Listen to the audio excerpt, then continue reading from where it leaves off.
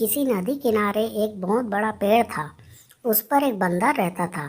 उस पेड़ पर बड़े मीठे फल लगते थे। बंदर उन्हें भरपेट खाता और मौज उड़ाता। वह अकेले ही मजे में दिन गुजार रहा था।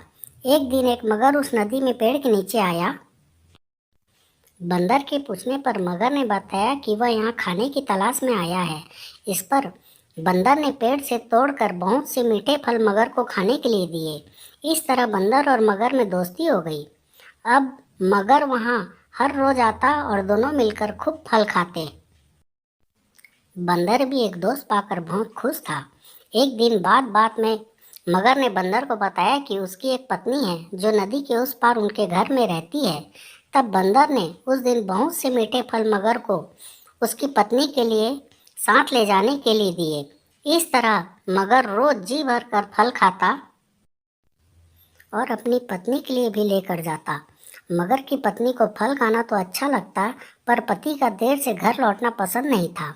एक दिन मगर की पत्नी ने मगर से कहा कि अगर वह बंदर रोज रोज इतने मीठे फल खाता है तो उसका कलेजा कितना मीठा होगा।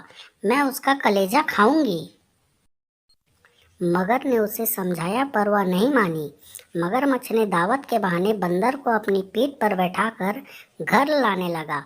नदी बीच में उसने बंदर को अपनी पत्नी की कलेजा वाली बात बता दी। इस पर बंदर ने कहा कि वो तो अपना कलेजा पेड़ पर ही छोड़ आया है। वह उसे हिफाजत से पेड़ पर रखता है, इसलिए उन्हें वापस जाकर कलेजा लाना पड़ेगा।